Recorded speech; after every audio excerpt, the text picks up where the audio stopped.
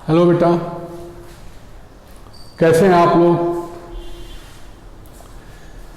हम लोग स्ट्रक्चरल डिटर्मिनेशंस की बात कर रहे थे। इसमें पहले पार्ट में हम लोग डिस्कस किए थे कि मॉलिक्यूलर फॉर्मूला दिया हुआ है हाइड्रोकार्बन का, how many moles of hydrogen will be added over to get corresponding alkane. Also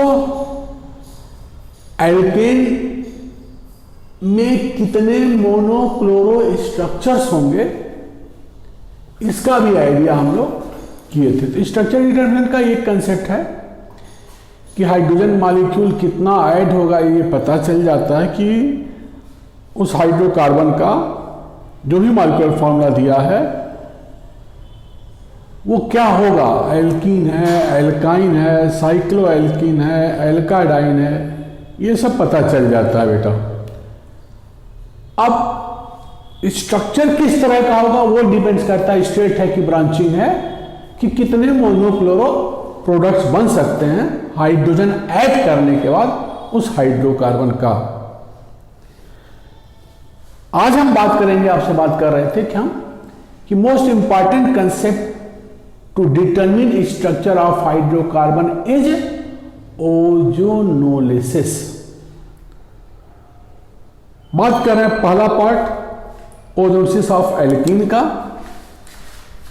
तो आज हम लोग डिस्कस करेंगे, शुरू कर रहे हैं डिस्कशन ओजोनोलिसिस ऑफ एल्कीन। ए बेटा,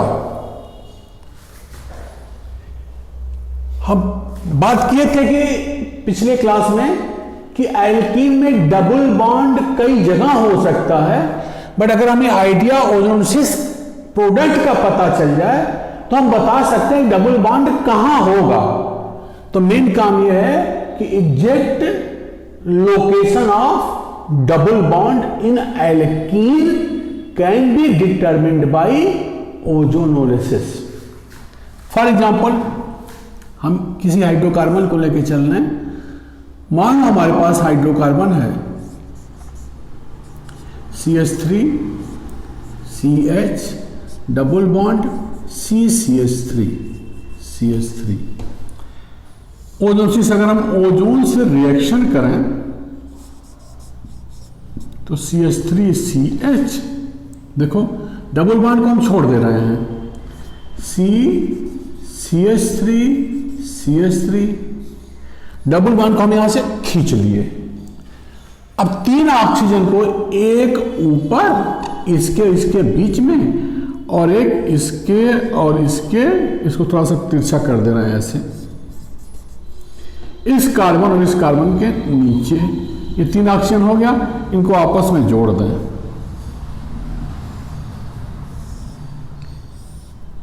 ये स्ट्रक्चर हो गया ओजोनाइड का। एक जगह डबल बॉन्ड है तो ये मोनो ओजोनाइड है। अब हम इस मोनो ओजोनाइड का क्लीवेज करें वाटर के साथ, जिंक के प्रेजेंस में, जिंक वाटर क्लीवेज, तो इसका क्लीवेज ऐसे होगा, ये और ये बॉन्ड टूटा तो बना हमारे पास CH3 CHO and CH3 CCH3O and zinc oxide. Zinc इस ऑक्सीजन को लेकर के जिंक ऑक्साइड देगा। जिंक रिड्यूसिंग एजेंट है, जिंक ऑक्साइड बना दिया। अगर हम ओजोनाइड का cleavage of ozonide was done in presence of zinc, then we get aldehyde ketone and this is zinc oxide. Zinc क्या है? रिड्यूसिंग एजेंट है।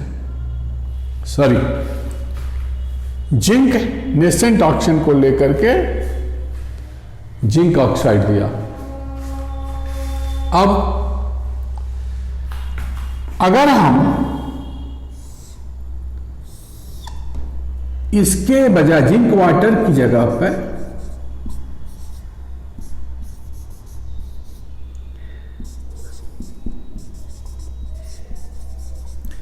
डाइमिथाइल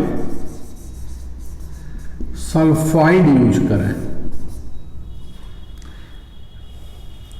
तो वही चीज क्लीवेज ऐसे ही होगा, CH3CHO CH3C CH3 double bond O and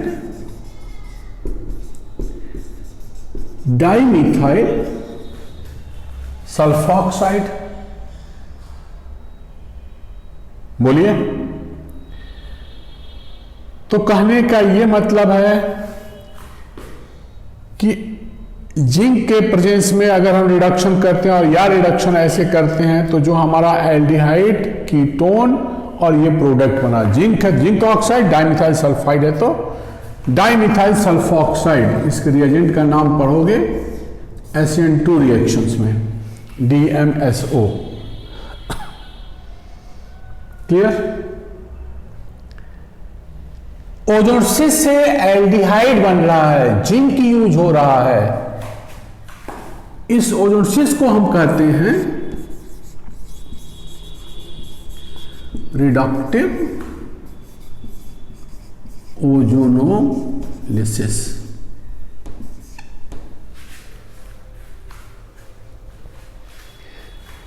अगर इसी में ये हम हटा दे रहे हैं, जिंक नहीं यूज करते हैं, खाली वाटर यूज करें, अक्सर किताबों में H2O2 डाल दिया जाता है ऑक्सीडाइजिंग एजेंट, तो वाटर यूज करें तो क्लीवेज तो यही होगा, प्रोडक्ट भी यही बनेगा, लेकिन ये वाटर इस ऑक्सीजन को लेकर के हाइड्रोजन परऑक्साइड दे देगा, और हाइड्रोजन परऑक्साइड क्या है? वीक ऑक्सीडाइजिंग एजेंट है। ये क्या है? Weak oxidising agent. ये क्या करता है बेटा? वीक ऑक्सीडाइजिंग एजेंट कीटोन का कुछ नहीं करेगा, लेकिन एल्डिहाइड को इजिली करेस्पॉन्डिंग एसिड में कन्वर्ट कर देगा। तो H2O2 इस एल्डिहाइड को एसिड में कन्वर्ट कर देगा। तो if cleavage of ozonide was done in absence of zinc, माने no zinc, then we get acid corresponding to aldehyde। तो इसको कहते हैं हम, this is oxidative ozonolysis product. तो ozonide was cleaved either in presence or absence। in presence we get aldehyde, in absence we get acid। जो aldehyde सोच रहे हैं उस एल्डिहाइड का क्या बनेगा? एसिड बनेगा। कीटोन रहेगा, क्योंकि ketone is not oxidised by weak oxidising. Restrict condition में कीटोन का ऑक्सीडेशन होता है, normally ketone is not oxidised. Aldehyde is easily oxidised. तो इससे हम स्ट्रक्चर डिटर्मिनेशन कैसे करेंगे? खुद देखो बेटा। चलो हम अभी इसकी बात नहीं कर रहे, ऑक्सीडेटिव ओजोनोलिसिस की, जिंक वाटर क्लीवेज की बात कर रहे हैं। तो देखने से लग रहा है कि ozonolysis of alkene will give carbonyl compound, और एक बार कार्बोनिल कंपाउंड का स्ट्रक्चर पता, उल्टा सोचो बेटा, मतलब इसको और इसको देख करके हम कैसे पता करेंगे कि what will be structure of hydrocarbon. Ozonolysis product को देख करके हाइड्रोकार्बन का स्ट्रक्चर कैसे सोचेंगे, इसकी बात करो। देखो बेटा, अगर ये ऑक्सीजन और ये ऑक्सीजन हटा दें, इस कार्बन और इस कार्बन, देखो डबल बॉन्ड थोड़ा सा चला है, यहां डबल बॉन्ड चला है, इस चले हुए डबल बॉन्ड को यहां मिला दें, भाई देखो ये ऐसे हुआ, ऑक्सीजन हटा दिया है।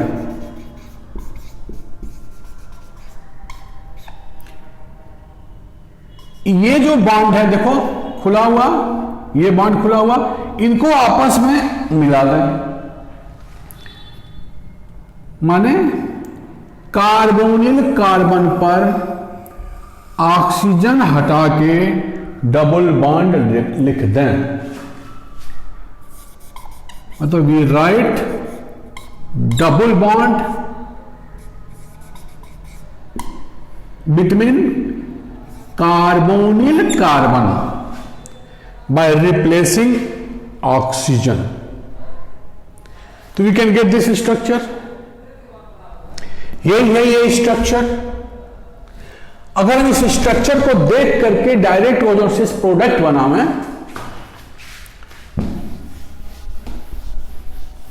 तो किया क्या है, ये डबल बॉन्ड है, इसको काटा होगा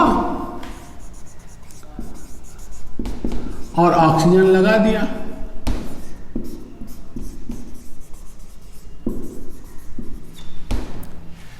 ये पता हो तो ऑक्सीजन को हटा दिया और यहां डबल बॉन्ड लगा दिया।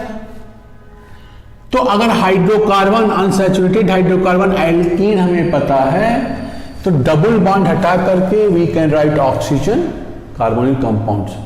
कार्बोनिल कंपाउंड पता है तो ऑक्सीजन हटा के we can write double bond alkene. मतलब कि if ozonosis product is known, then exact structure of hydrocarbon can be determined. That is, position of double bond can be determined by knowing ozonolysis product. For example, we are having a hydrocarbon having molecular formula this. What will be structure of the C6H12? We have to find out structure of C6H12. If on ozonolysis it gives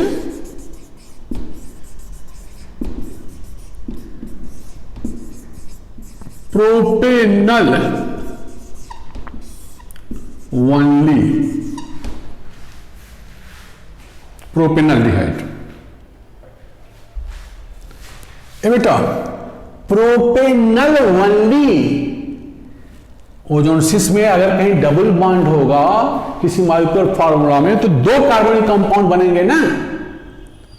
तो propanal only का क्या मतलब हुआ कि अगर एक हमको पता है तो दूसरा भी वही है, यहां ओनली वर्ड आ गया। इसका मतलब here we are getting 2 moles of propanaldehyde. ये जो पोर्शन हम लोग डिस्कस कर रहे हैं आईआईटी के लिए इंपॉर्टेंट है, मेडिकल के लिए इंपॉर्टेंट है, 11th और 12th बोर्ड का भी इंपॉर्टेंट कंसेप्ट है। मतलब इफ यू नो ओजोनोसिस रिएक्शंस तो this is also method for the preparation of aldehyde and ketone and properties of alkene. Structure determination is the question from a question which is asked in IIT. So we are discussing about the structural determination here.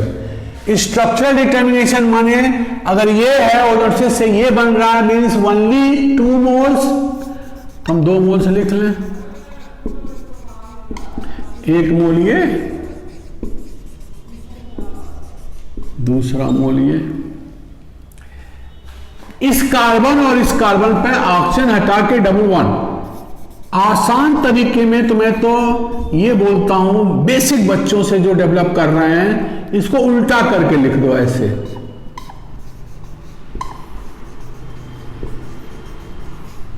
और ये oxygen हटा के double bond लगा दो। दिख रहा है double bond, इनको मिला दो ऑक्सीजन हटा के।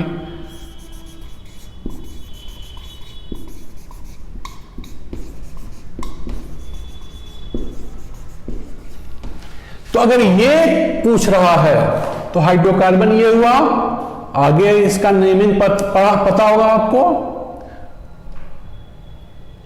This is हेक्स-3-ईन।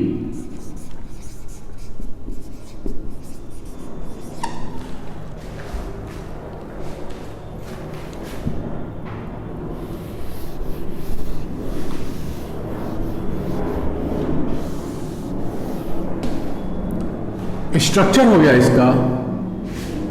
देखो मैं स्ट्रक्चर नहीं लिखा यहां।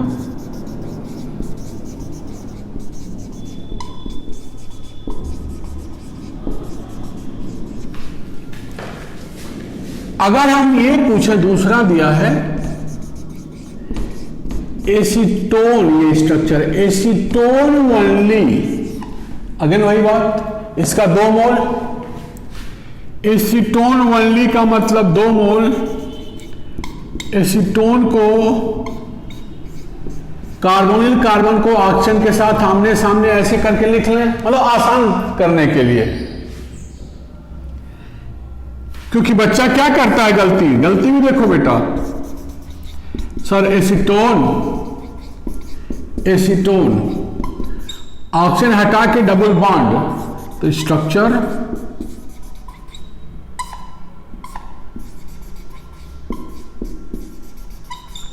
महानुभाव लोग ऐसे भी मार देते हैं। तो बार बार क्या कह रहा हूं, कार्बोनिल कार्बन पे जहां ऑक्सीजन था उस कार्बन के फ्रंट्स को मिलाना है डबल बॉन्ड से, इसलिए मैं ये रिप्रेजेंटेशन बता रहा हूं। तो स्ट्रक्चर हो गया इस केस में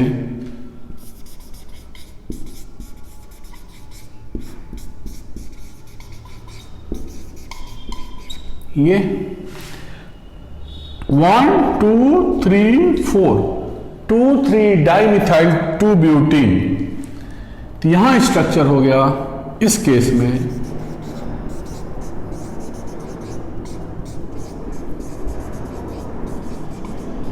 ये।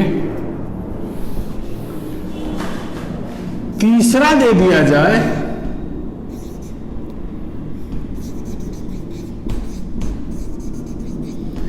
कि C6H12 bond ozonolysis helps acetone plus propanaldehyde. ये कॉमन नेम एसीटोन है और IUPAC है प्रोपेनोन। अगेन बेटा, इस कार्बन और इस कार्बन पर ऑक्सीजन हटा के डबल बॉन्ड, तो फर्स्ट केस का ये हाइड्रोकार्बन, सेकंड का ये है, और थर्ड केस में अब हाइड्रोकार्बन हो गया। अब आगे आप बनाना शुरू कर दोगे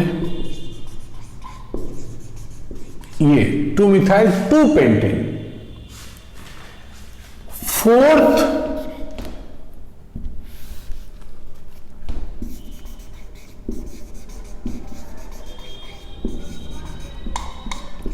to methyl propanal ethanal, common name acetaldehyde. किसका? अगेन कार्बन पर ऑक्सीजन हटा के डबल बॉन्ड,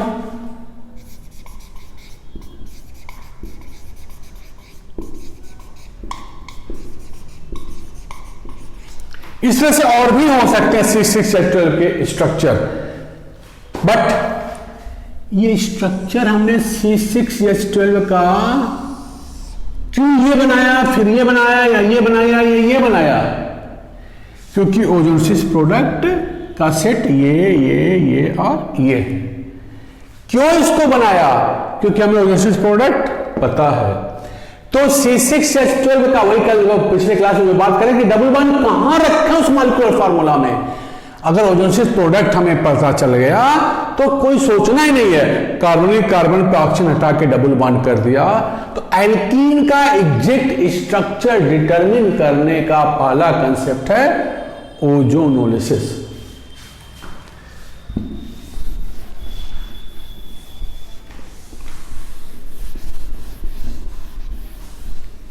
ये रिडक्टिव ओजोनोलिसिस का है। अगर हम ऑक्सीडेटिव ओजोनोलिसिस की बात करें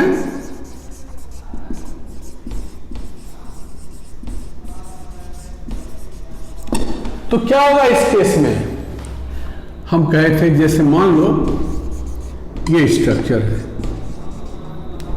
अननोन, कोई आर अलग कर दो, R1 R2 R3, ओजोन से reaction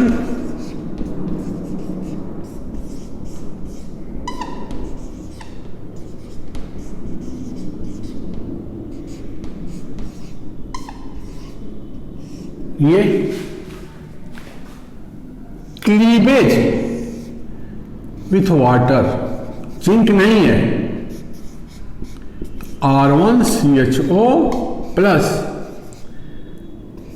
R2 C R3 double bond O plus weak oxidising agent H2O2 which will oxidized aldehyde into acid। तो ऑक्सीडेटिव ओजोनोलिसिस में aldehyde is converted into corresponding acid। Our purpose कि if it is given कि what will be structure of hydrocarbon, हमें hydrocarbon का structure बताना है। ये clear?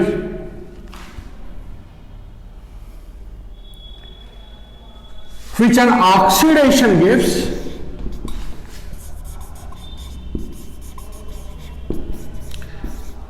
propanoic acid and propanone acetone।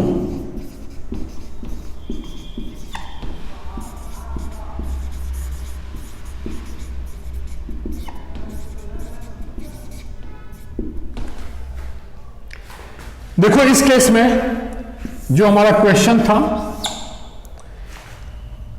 इस एल्कीन का ऑक्सीडेटिव ओजोनोलिसिस प्रोडक्ट ये एसिड है और ये कीटोन है। तो हाइड्रोकार्बन कैसे डिटरमिन कर रहे हो इस केस में? ऐसे केस में कार्बोक्सिलिक कार्बन और कार्बोनिल कार्बन पर ऑक्सीजन हटा के अगर डबल बॉन्ड लगावें तो इस कार्बन पर जब दोनों ऑक्सीजन हटा तो एक H तो रहेगा ना, मालूम नहीं भी रहा H। तो इस कार्बन और इस कार्बन पे अगर डबल बॉन्ड सोचेंगे तो यही करेंगे ना, R1C डबल बॉन्ड तो सोचेंगे ही, इस पर R2 और R3। हाइड्रोकार्बन की बात हो रही है, बैलेंसिंग यहां 3 ही दिख रही है, तो चौथा एक बैलेंसिंग हाइड्रोजन यहां लगा देंगे। अगर हाइड्रोजन कम है तो हाइड्रोजन लगा देंगे। मान लो पूरे ग्रुप को ही हटाना चाहते हो तो हाइड्रोकार्बन में हाइड्रोजन ही तो लगाओगे। ये नहीं है, लड़का क्या करता है, ये वाला ऑक्सीजन और ये वाला ऑक्सीजन हटाता है और OH को नीचे लिख देता है। तो OH नहीं लिखना है बेटा, जितने ऑक्सीजन है सब हटा के डबल बॉन्ड करना है। तो अगर सभी ऑक्सीजन हटा के डबल बॉन्ड करेंगे तो ये वाला पार्ट क्या है, देखो R1C, ये वाला पार्ट क्या था, डबल बॉन्ड तो लगाना ही है, C R2 R3, कहीं भी लिख दो R3 R2, इसी की वैलेंसी एक कम है ना, तो हाइड्रोजन लगा दें यहां। Similarly if this is the question, तो ये कार्बन हुआ और ये कार्बन हुआ, इस कार्बन पर देखो CH3 CH2C यहां तक आया, इसके बाद डबल बॉन्ड OH तो है ही, तो एक डबल बॉन्ड ले रहे हैं, ये वाला डबल बॉन्ड से मिला रहे हैं, CH3 CH3 माने इस कार्बन और इस कार्बन में डबल बॉन्ड, पहले लिख लें ऑक्सीजन हटा के। यहां कार्बन की वैलेंसी तो 4 आ गई है, यहां 3 ही है, तो हाइड्रोकार्बन की बात हो रही है, तो यहां चौथा क्या हो गया, हाइड्रोजन। तो ये हो गया स्ट्रक्चर। तो ऑक्सीडेटिव ओजोनोसिस में अगर एक एसिड है और एक कीटोन है तो ऐसे निकालेंगे। आईआईटी में पूछा था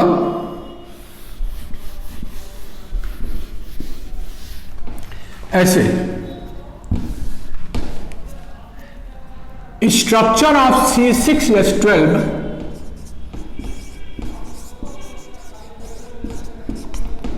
which are ozonosis, oxidative ozonosis gives acid having 3 carbon atoms only, 3 carbon atoms only। देखो यहां 3 कार्बन आइटम्स ओनली का मतलब 3 carbon acid, propanoic acid. Only माने दूसरा भी प्रोपेनोइक एसिड।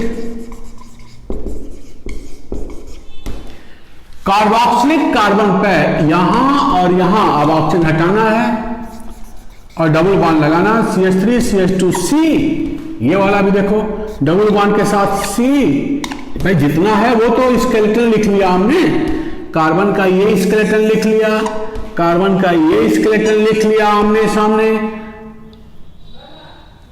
एल्कीन ये है C6H12 एल्कीन है, डबल बॉन्ड लगा दिया। अब वैलेंसी हाइड्रोजन करना है, 1 2 3, यहां भी 1 2 3, इसका मतलब यहां भी H है और यहां भी H है, तो आंसर हो गया हेक्स 3